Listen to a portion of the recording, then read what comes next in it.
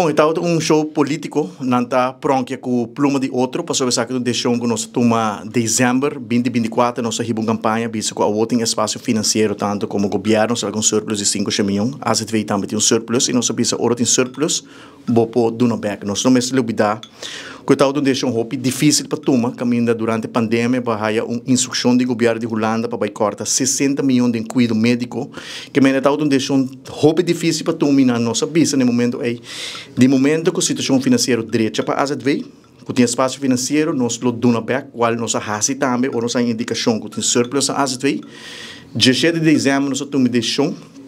que nós também exonerar a lista positiva para pensionado, que não mês paga para não remédio na back. Que para show político, tá governo que não faz absolutamente nada, não toma nenhum decisão, porque a decisão nós tomamos em dezembro, e tal de direito na vigor 1 de fevereiro, mas a implementação e execução toma mais tempo que nós a primeira, e depois não a cambia fecha para 1 de maio, mas nós estamos contentes se de mira,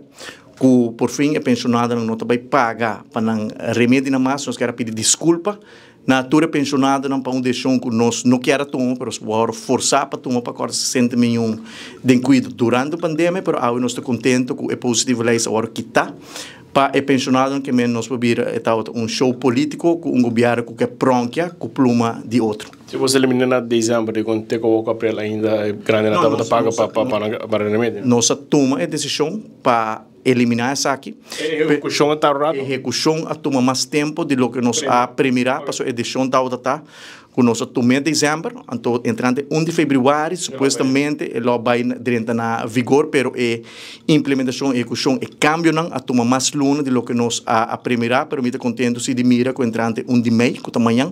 pensionada não mês te paga mais para não remédio não. Então assim na que